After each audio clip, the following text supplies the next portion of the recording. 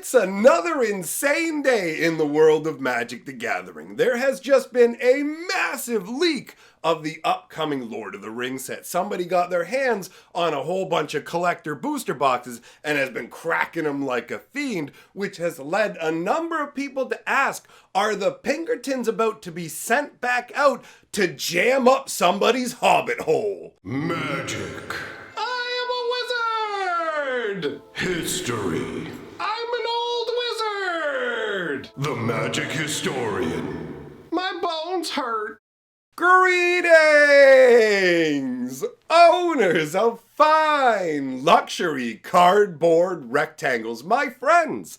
I hope the day finds you well because we have gathered for an absolutely glorious installment of Mega Magic News. There has been another Megaleak, this time for the Lord of the Rings set. So we get to see a whole bunch of cards that we're not supposed to be able to see yet, which is always fun. But there's an extra level to what's going on because some people are saying, hey, this feels kind of familiar. Connecting the dots here and going, somebody's opened collector booster boxes ahead of time here, and we're seeing all these cards before the set's even been spoiled. When did we see that? Oh yeah, with Aftermath. And what happened there? The Pinkertons came on out and were like, hey, give us them cards, son. We got to take them back kind of vibe, right? So last night, I was doing my live stream for our 6-year celebration of being on YouTube. And on that note, actually, I am now archiving all of my live streams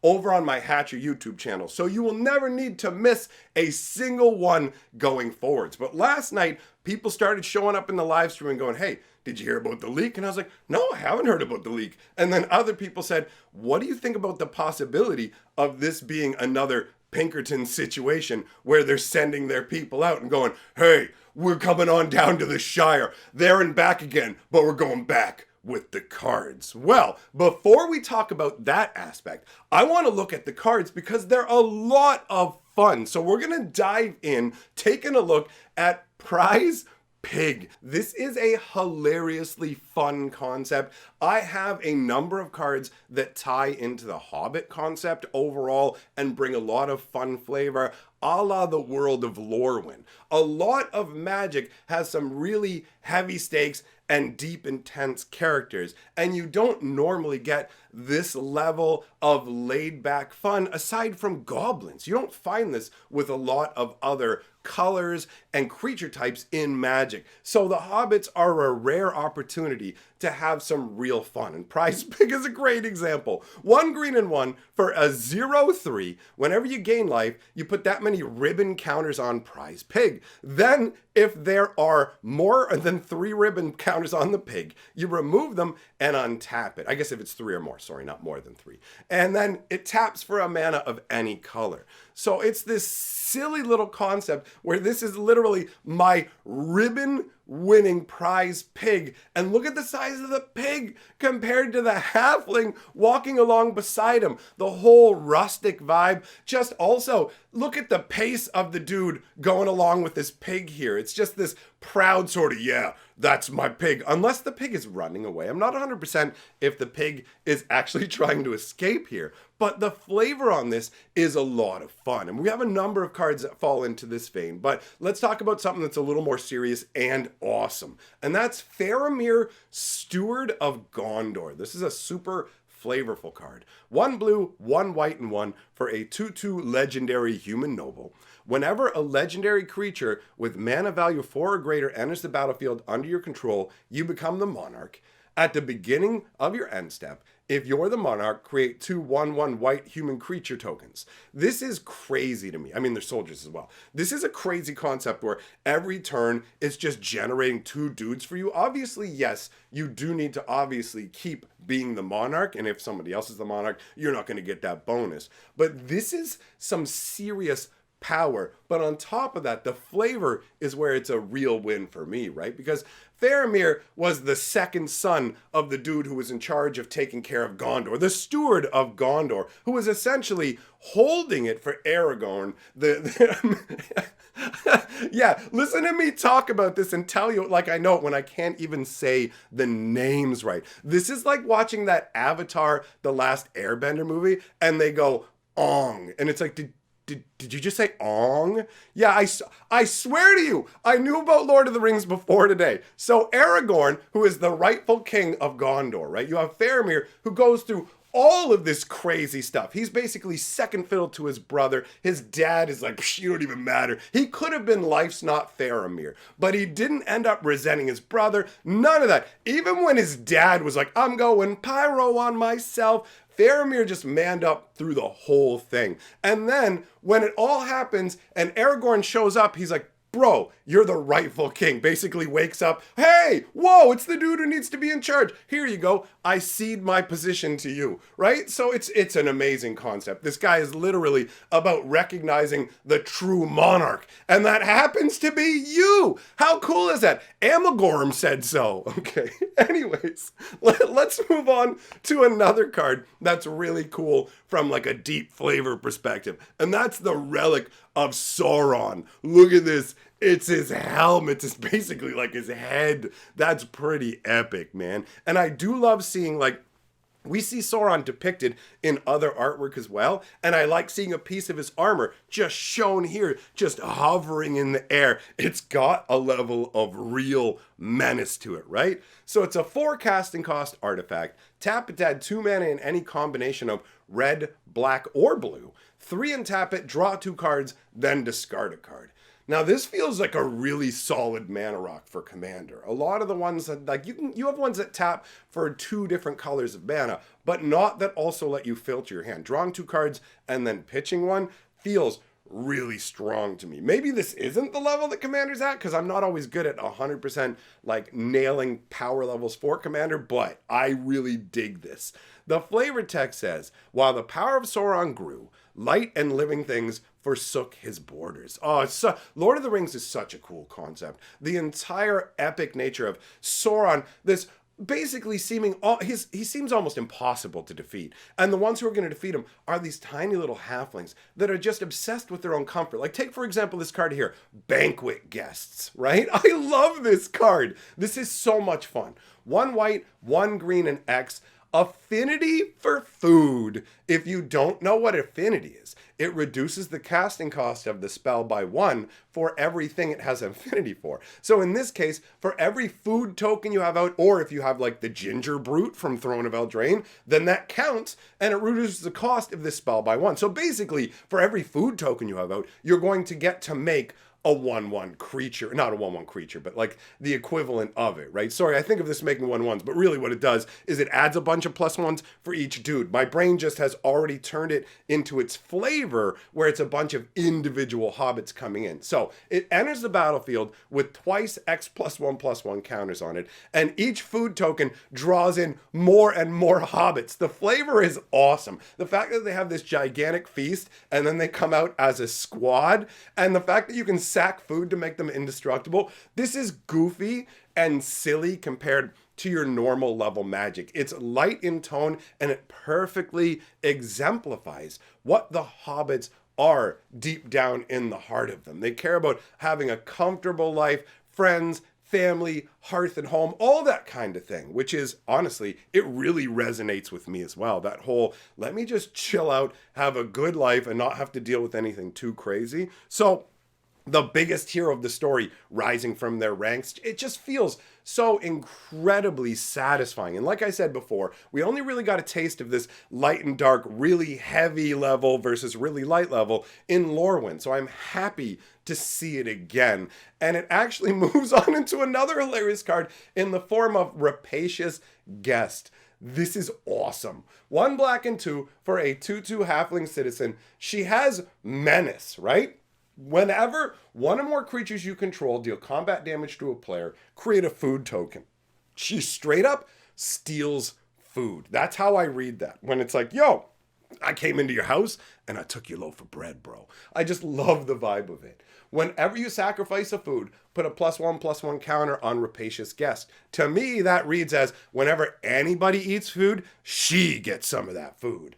And then whenever rapacious guest leaves the battlefield, target opponent loses life equal to its power. So to me, this is a gigantic fat halfling lady who barges into people's homes, steals their food. Whenever anybody's eating, she demands part of it, takes part of it. She's so gigantic. Halflings are so small that there's nothing that they can do. She just keeps eating and getting beefier. And that final ability, the final ability when she leaves the battlefield, that's when she drops dead of a heart attack on you. And her massive, crushing weight injures you. That's how this card reads to me. And I absolutely adore the flavor of it so much. Now, if you want to take a big swing in the opposite direction, take a look at Subjugate the Hobbits. These are the hobbits shown in a very unfriendly light. And you look at this and you feel bad for them. This is an epic spell on a bunch of different levels. First of all, the artwork instantaneously transmits everything that's going on. The mood, the imposing presence of the person standing, is that Sharky? Standing there in front of them. With the, it's crazy. All the hobbits are just down on their knees. The magic that's flowing up around behind them, the mists that are flowing between the hobbits, they almost look like lumps of potatoes, like burlap sacks. You know, it's almost like they're not people. They're so huddled down and pressed down. I just love the flavor of this so much, and it extends into the actual spell itself. 2 blue and 5 for a sorcery that says gain control of each non-commander creature with mana value 3 or less. This is an amazing spell. That is a super powerful ability. Like, yo, I'm taking everybody's tokens. I'm taking all your early level stuff. Yes, it does cost 7 mana, and it is only going to affect creatures that cost like 3 mana or less. So people may have a bunch of giant stuff out. Who knows? It depends on the strategy, whether this is really going to be a powerhouse card. At 7 mana, I feel like this is a hit or miss effect. So this is probably not one of the big level cards, but from a flavor perspective, it is astounding. And speaking of astounding flavor, my friends, take a look at Too Greedily, Too Deep. The name, if you don't know Lord of the Rings, the name is going to fall a little bit flat for you, but that's fine because the flavor on this card, along with the power level, is fantastic, right? It does cost a lot of mana, but it needs to. 1 red, 1 black, and 5 for a sorcery that says put target creature card from a graveyard onto the battlefield under your control. That creature deals damage equal to its power to each other creature.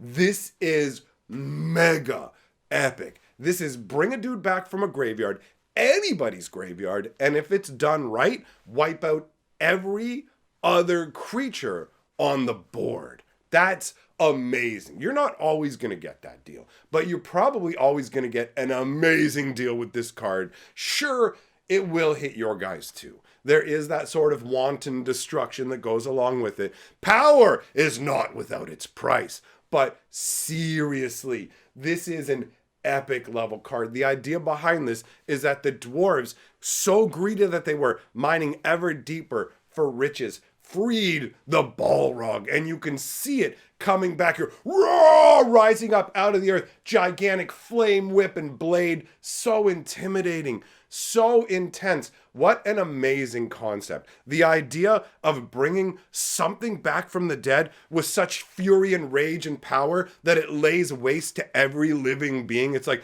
I've returned from the grave and I resent everything that lives, and I will use my newfound power to lay it all to waste. Like, it doesn't even need to be the Balrog. That flavor works with anything. It is incredible, right? So, that wraps up the overall spoilers that I had to talk about. Now, in terms of this Pinkerton situation, in the previous Aftermath case, we had somebody getting these boxes well in advance of the set coming out. Basically, we're still dealing with March of the Machine, and then March of the Machine Aftermath comes out during March of the Machine spoiler season. We are now in Lord of the Rings spoiler season. The boxes that were opened up on Whatnot, which is an auction site where you can basically go and people will open boosters and stuff. Like you go, I'm going to buy these boosters, and then they open them and they send you the contents of those boosters. That's the kind of stuff that happens there. So it appears,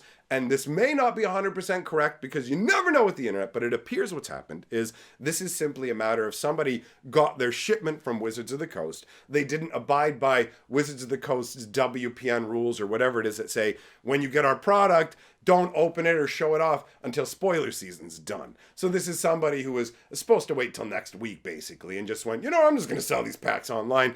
And with Wizards doing what they're doing, I don't blame any LGS for going get the money while you can, because, I was down at the LGS today, and they had this gigantic Games Workshop cardboard stand-up they were setting up, because I asked, what's in that box? And he's like, oh, it's Games Workshop stuff. And I'm like, he's like, Wizards doesn't do that anymore. I'm like, I know they used to. He said, they're not even sending out posters anymore. So Wizards is really just doing lip service to helping out the LGSs here. So when they turn around and just go, yeah, I'm going to sell this stuff a little bit early online. It's like, what do you go?